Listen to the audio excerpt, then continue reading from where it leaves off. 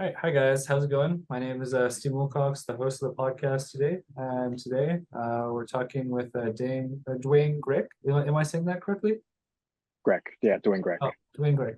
Okay, cool. Dwayne, do you want to just go ahead and introduce yourself? Yeah. Hi, Steve and everyone. My name is Dwayne Grech.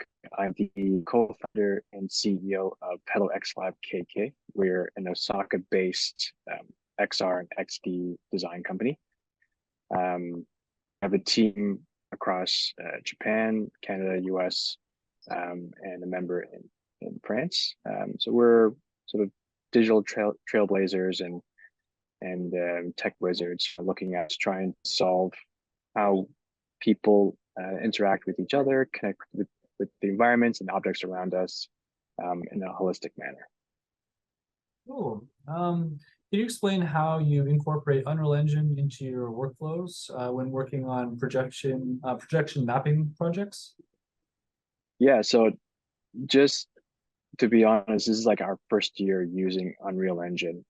We previously had, mostly Unity, but we saw an opportunity exploring sort of immersive world building outside of the headset that Unreal presents sort of the best quality output and usability for the development side and so the consumer side of things. So our product is pretty much 100% built in Unreal, from environmental design to the APIs and connectivity. Cool. I'm just going to go ahead and show with our viewers, there's some of the work that you've been kind of working on so they have an idea of what we're talking about here. So I'm just going to go ahead and share my screen. This is Immersive, a fully interactive, real-time immersive platform that anchors the virtual worlds to our physical spaces. Now, Immersive is one of those platforms best experienced in a physical environment. In the absence of that, we created a light prototype to make it easy to promote the basic features of Immersive right now. This is a recorded live demonstration of me using our mobile web app to jump between environments in our playlist and manipulate the time of day and a selection of weather conditions in real time. Now, Immersive is a unique platform that uses Unreal Engine to create VR experiences without the VR headset. We're a display solution that works with any system. So we support projector or LED systems at any budget or scale. So if you're looking to create dynamic atmosphere in your public space, or to have a holodeck-like experience, Immersive is that flexible platform that can do that for you.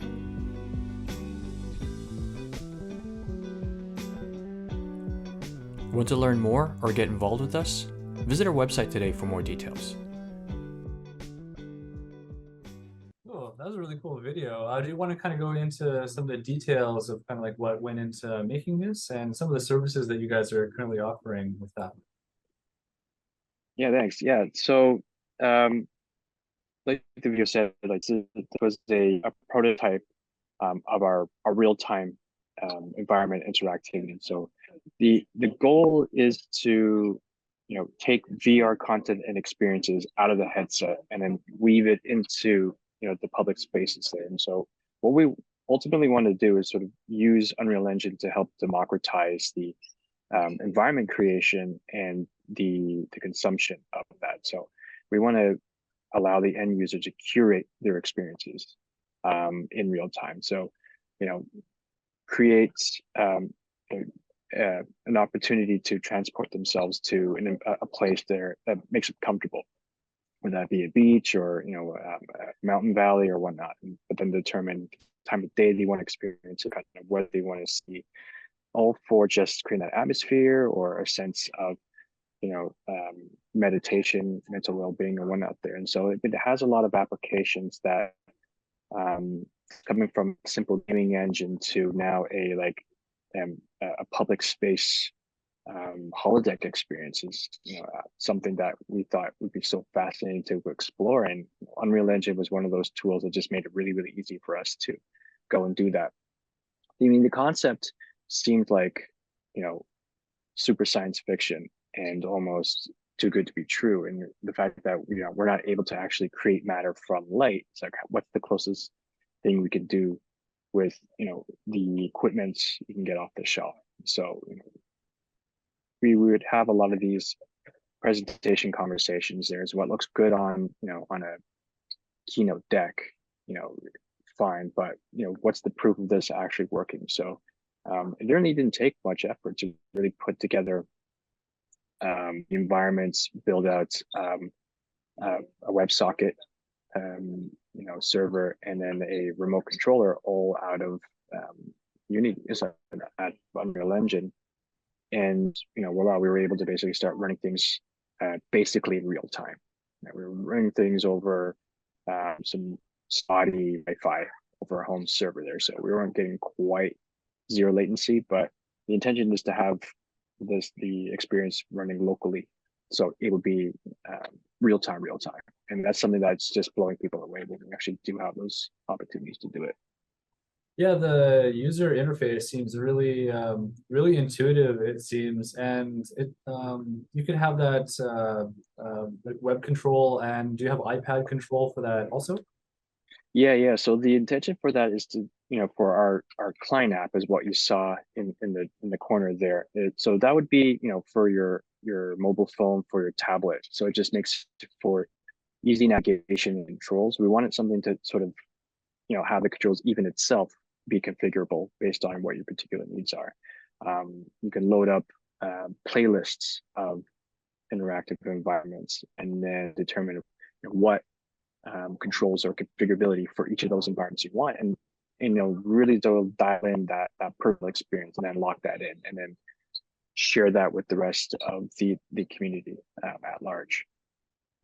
Yeah, that sounds really, really nice. Have you thought about kind of taking this concept and also applying it to, say, like LED virtual production? Because LED virtual production, the experience I've had with it, it requires a lot of options for environments. If you're doing demos for clients, something like this, if you were able to kind of customize it to the client's needs ahead of time, and then when you kind of got on set, it was like pretty close, 95% where the director's looking for it.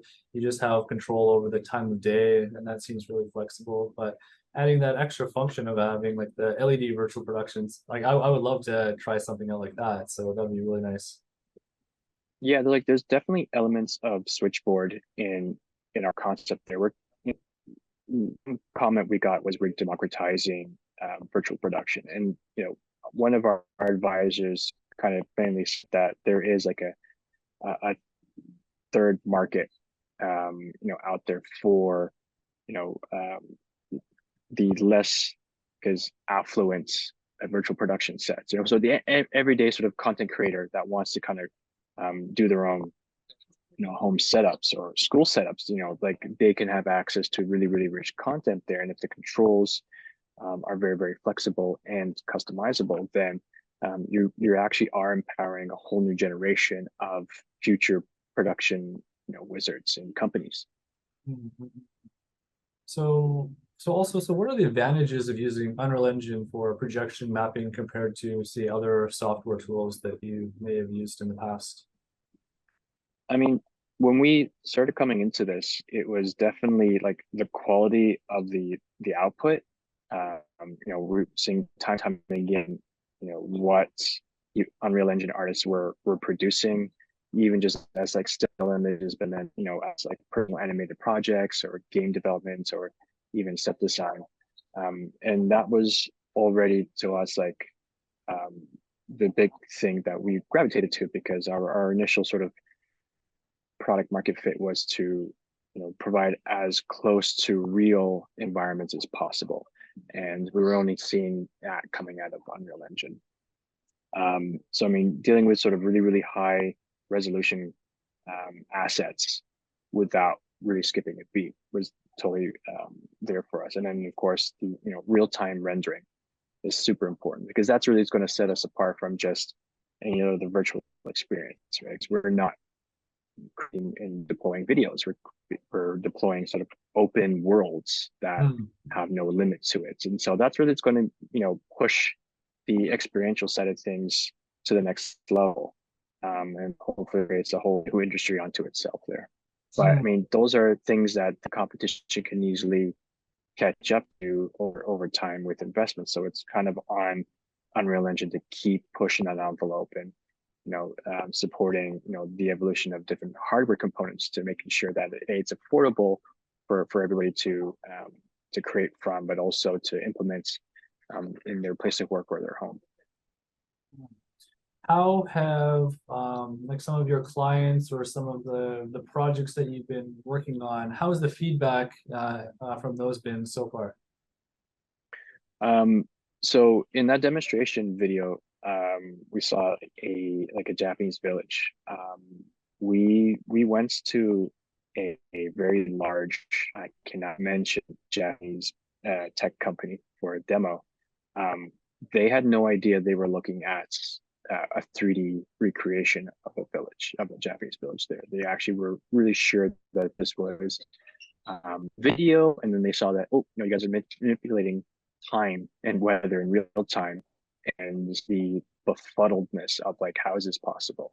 There's like, so there was all this, fine-tooth comb of like, what's your spec sheet of your hardware and what software you're using, and they couldn't believe like we were doing this in Unreal Engine. They were very much committed to the other guy, and so there's this realization where we're putting a lot of effort into something that isn't really outperforming these guys that just came in with this. And if we can just fool a bunch of suits, then think about everybody else that we can convince that this is like an amazing new future. Yeah, I think it's really exciting, and I'm really excited to see kind of like what you guys have like kind of cooked up for the future. Do you guys have some sort of roadmap or some things that you guys can, I know a lot of it's a little bit hush hush right now, but is there any like predictions or things that you're looking forward to for the future development? Yeah, like what I can say is like we are going to be B2B focused. So we're looking at working with brands that are already investing in the end user experience, that have like an existing sort of AV setup. So that opens us up to like a lot of different sectors. We have, areas where we can utilize our platform for education. We can use it for entertainment and recreation. We can even use it for,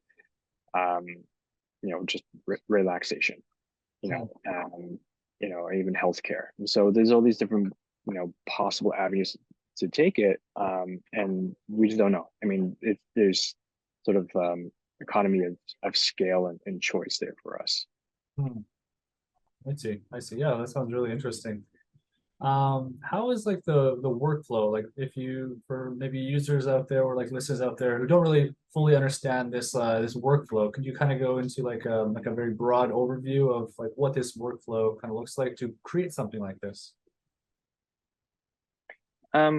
Yeah, I mean, it comes back to fundamental UI UX design is identifying what that experience you're trying to create, and then trying to take a crazy salad bowl of ideas, put it into some logical flows, wireframe things, start looking at what UI is, starting to explore how does spatial and how does UI sort of come together. And this is all well before starting to dive into Unreal Engine. It's all looking at sort of the blueprints of what we're building, and then Unreal comes into fill in, everything else.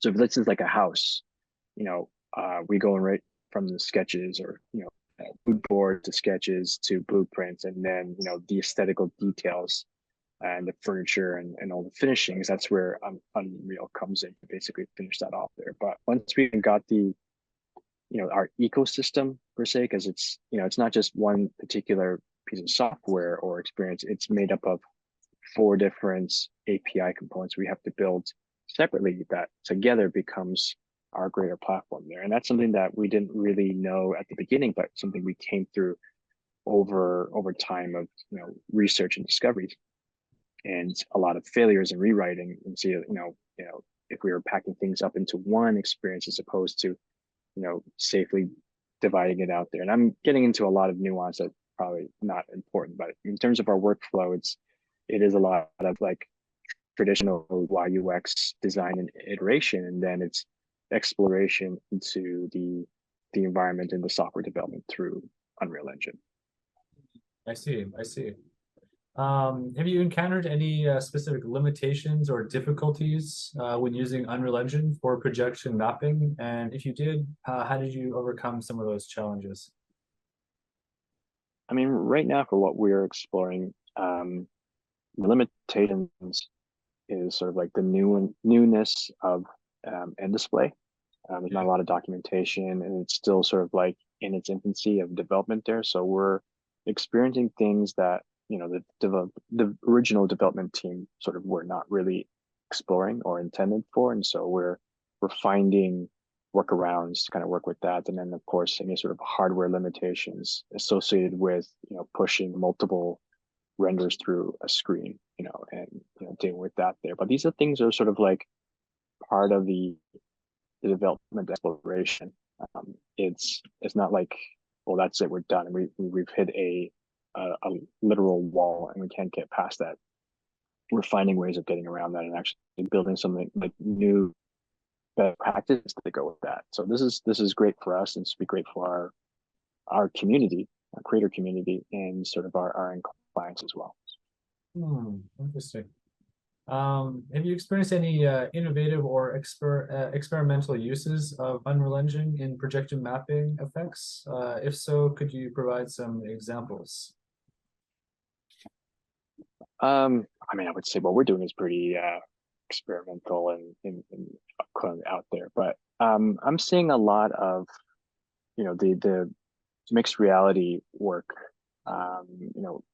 Unreal coming out of being just solely a game engine and being more now of like a creator utility. And so it's one of those sandboxes that's giving the creator the ability to go and explore its limitations or even find sort of new areas to really sort of develop on. And so I just find the software be extremely flexible.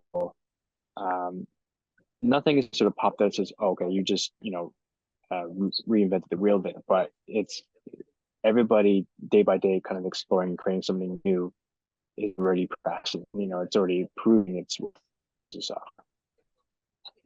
I see. I see. Do you guys have any plans on developing any of your own tools that might be available to other developers, such as your own proprietary plugin? That's Yep. Interesting. Yeah, that's a great question. So one of the things that's going to help us stand out and really sort of engage the creative community is to have our own plugin to really make it easy for anybody at any skill level in Unreal to build their own environments, rig it with a library of interactions, and then deploy it to our repository, and then be able to sort of test things out right away. And then that's just going to be a great way to engage kids in high schools or even experts that just kind of want something to explore and share with the rest of the world there. And we're getting a lot of sort of positive feedback already from like schools and technical schools that are really wanting to dive into something like this, so they can have sort of rapid prototype and walk into their work. And having a plugin that sort of meets you in the middle there is just such a great way of taking an idea and turning it into action without all the hours and hours of studying you have to do in between that. Yeah, I think that'd be really amazing. I think that a lot of developers, they are kind of coming up with their own proprietary plugins, and it's really streamlining workflows for people who just who have never used Unreal Engine before. And there's a lot of like pixel streaming. You can have it like web-based and all of the user interface control. So you don't really have to. You can offer the experience to anyone, even if you have zero Unreal Engine experience, because to make that dive into Unreal Engine, it is a huge time commitment, and once you gotta go down that rabbit hole, not everyone has that time. So yeah, offering it as like a plugin or something simply that anyone can use would be amazing. Yeah. And then also like Unreal Engine, it has there are a lot of like integrations with like other softwares and hardwares. Like what other live links or other softwares or hardwares that are you kind of integrating with Unreal Engine? Can't get into specifics right now, but yeah, you're right. Like there are a lot of integration possibilities, available at the moment. We're exploring a number of different integrations for our version 1, and we want to keep things really open, just keep adding more integrations based on user feedback on how sort of the tech trends are changing, how experiences are evolving as well. And so as long as Unreal Engine continues to be such a great utility and keeps things pretty flexible, then we'll keep expanding on our product capabilities and making it a lot more open to everyone in any way of working with it. What kind of collaborative opportunities are there for working with Unreal Engine and projection mapping with other professionals in the industry? So there are, like, it's kind of new, to be bringing projection mapping into Unreal, or the other way around, Unreal Engine to projection mapping. So it's going to disrupt a current industry that's sort of like owned by 3 or 4 different software companies.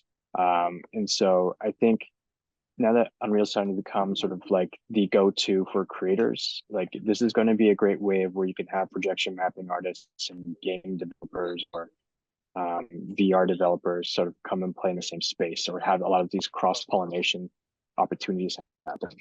The thing is, it's going to create sort of more activation opportunities for people. I see.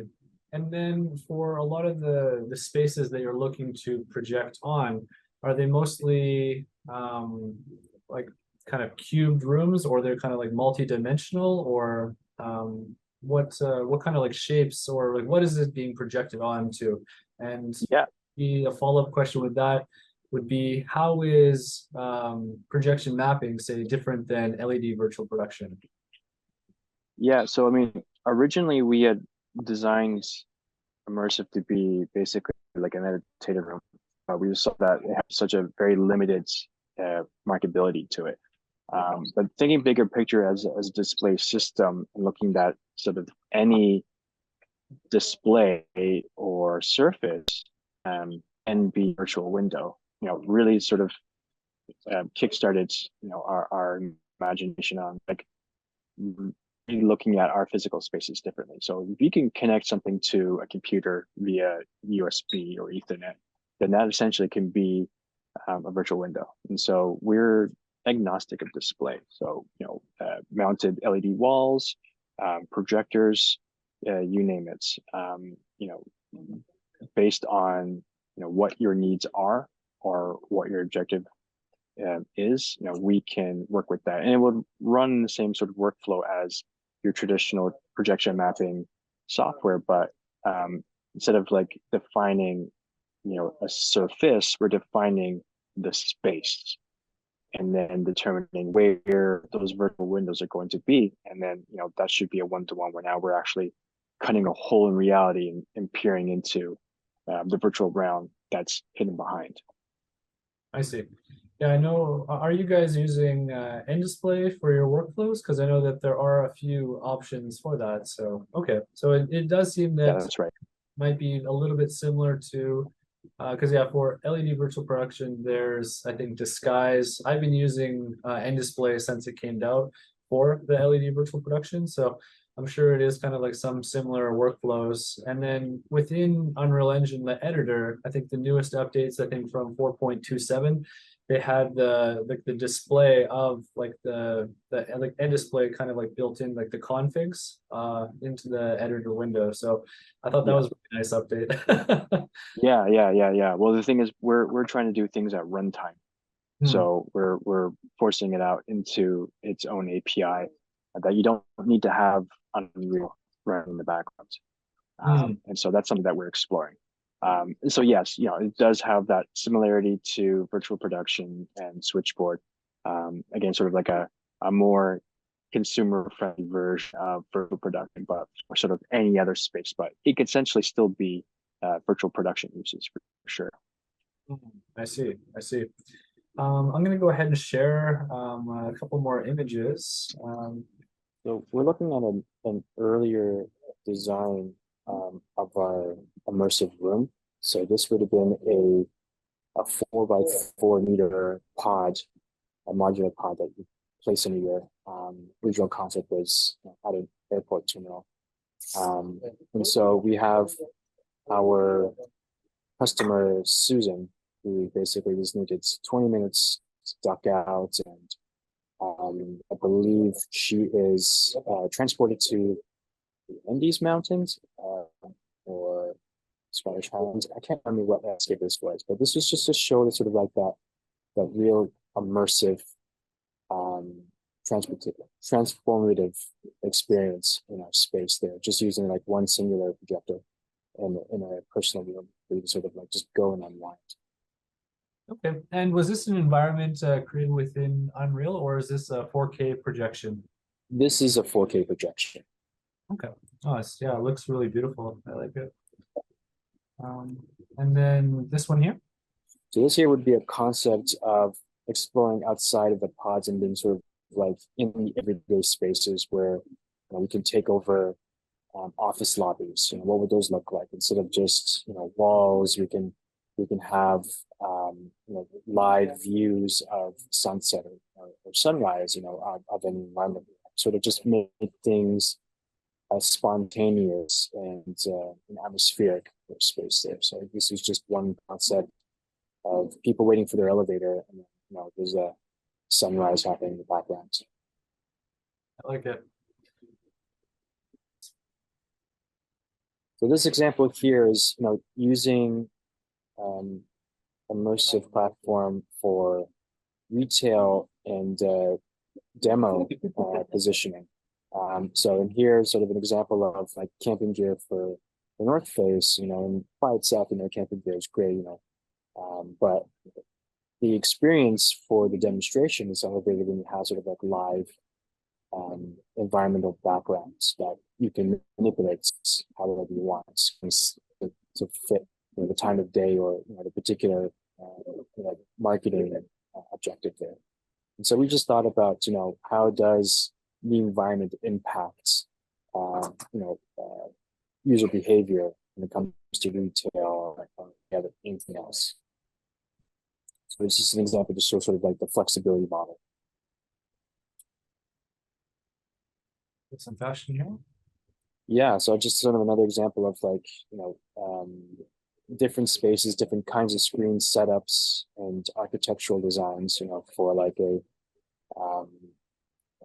demo booth at a trade show like CES, then just having sort of like a live dynamic sky or whatever behind subject matter, and just sort of again flexibility on the kinds of displays, whether it's projection mapping or architectural LED panels.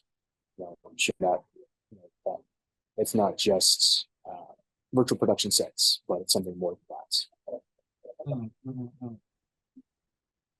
I think this is one for your current background. Yeah. So it's sort of like our latest render. So we had entered into a submission to basically provide tech to future space station that's being designed by a conglomerate of Japanese companies, as well as a future lunar base that's in design and development at the moment there. And so we looked at this brief as a test to see like what is going to be like the mental health of space tourism and just astronauts in general, whether they're floating above Earth or they're traveling between Earth and Mars or they're stationed on the moon.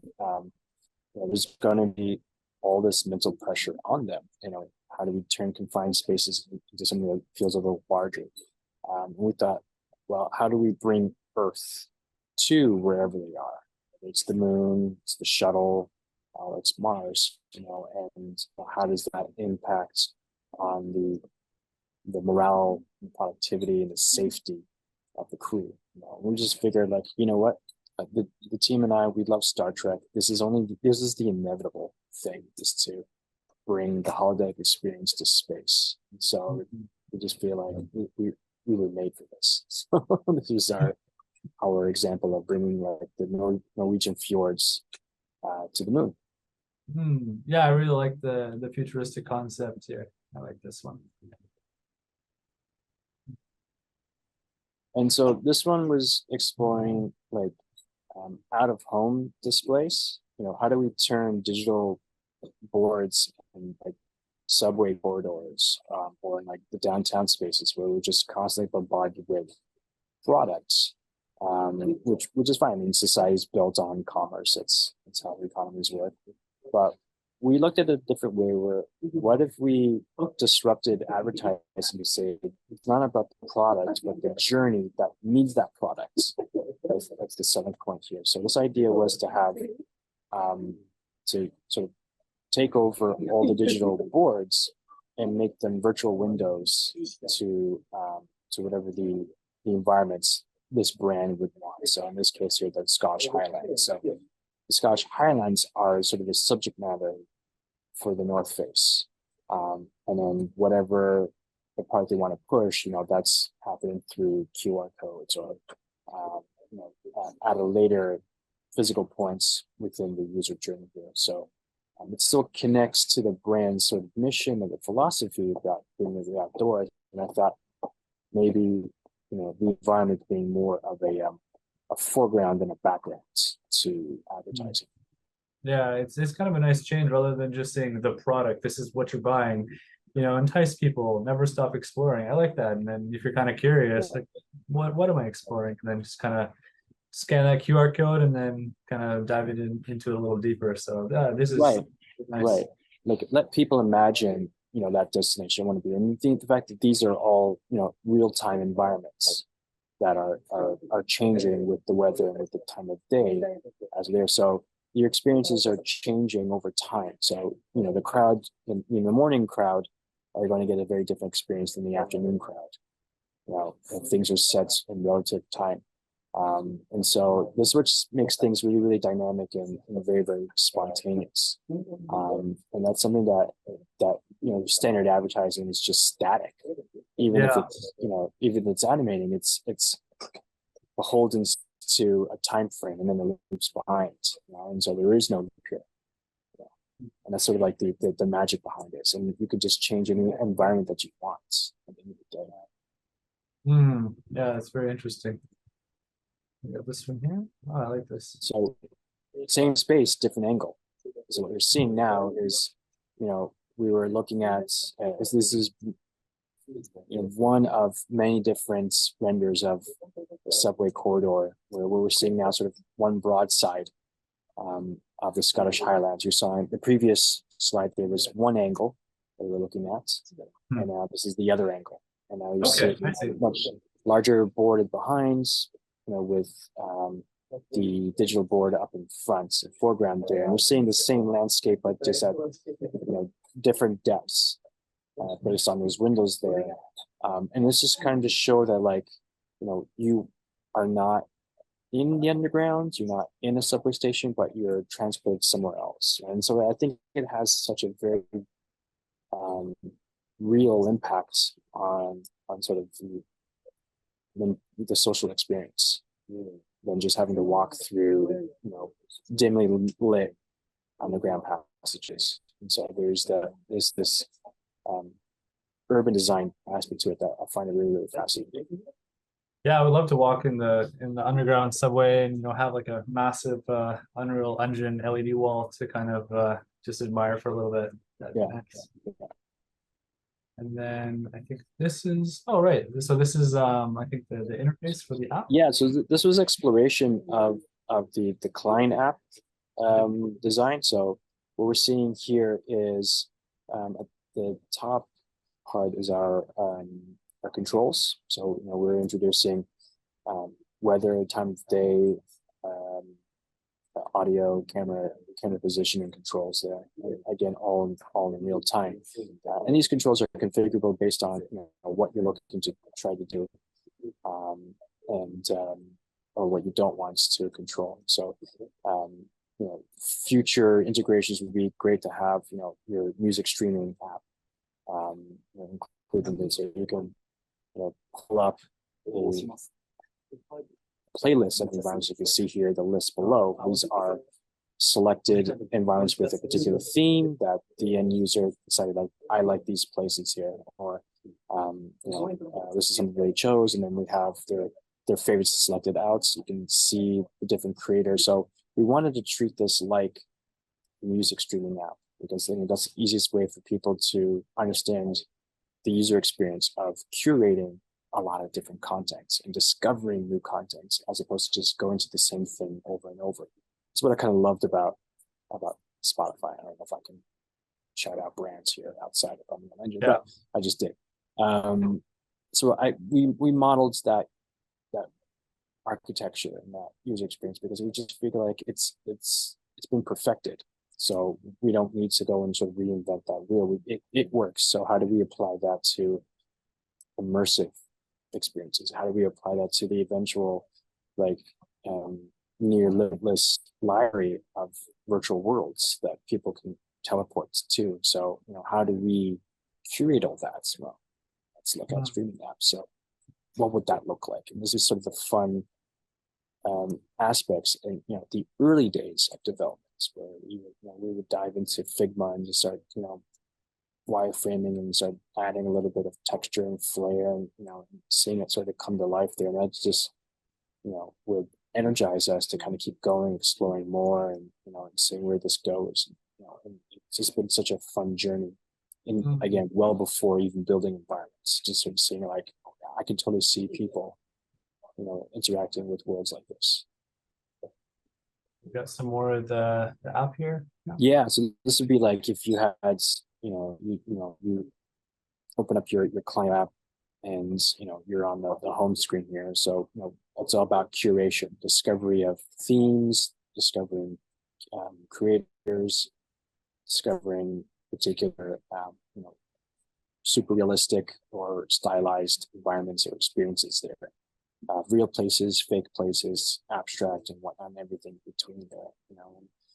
Is there a hospitality or meditative service sort of integration added to that? Can I book a virtual spa of sorts at my local hotel or mall, stuff like that? These things like that. Like, what would those user experiences be once we get from B2B to B2C?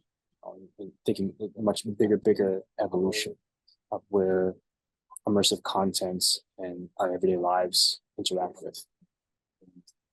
I got one more. Yeah, I really like the design and the architecture of the displays here. It's very nice. Thank you. Yeah. So this is just sort of like a greater breakouts of the different kinds of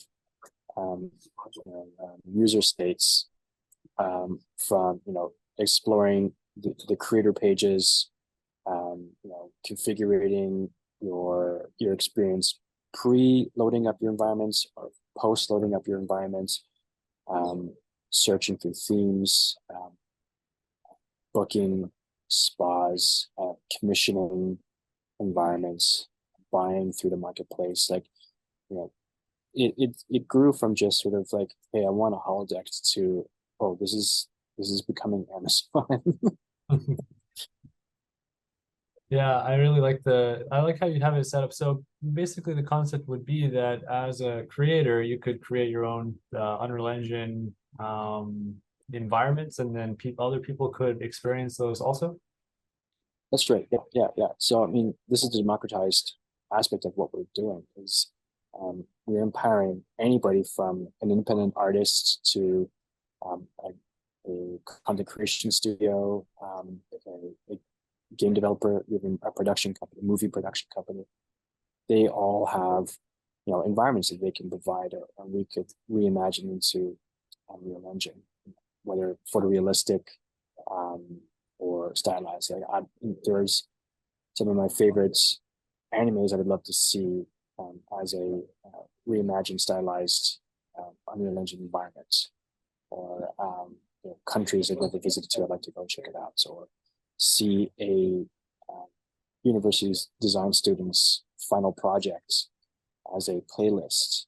So these are the things now. Instead of just having a website, now you can have like a final project playlist of all the different senior designers of this one school. You can go and experience it as opposed to just seeing it as a thumbnail or a page on a website. I mean, these things are very, very passive, and they only sort of like show an aspect of the world's creation that these people are doing.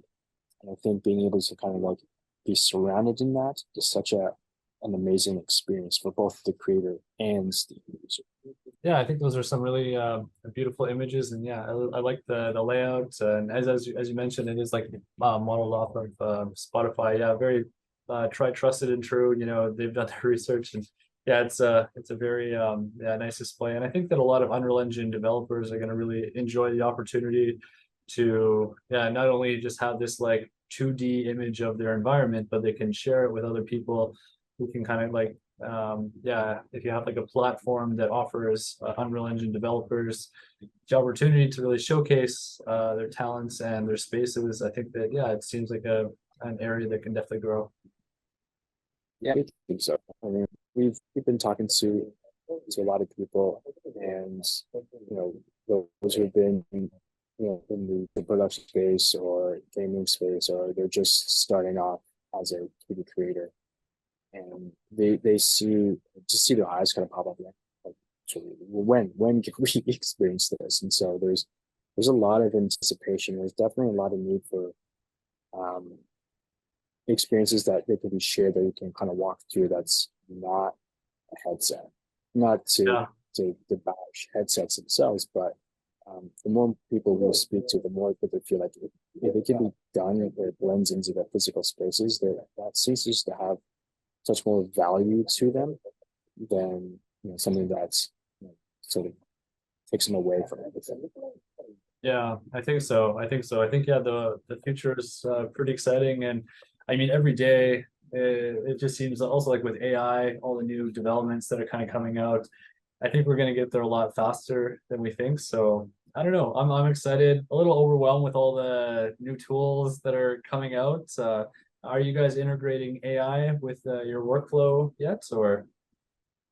Not yet. It's something on our to-do list, and that's something that we know is going to create a lot of controversy.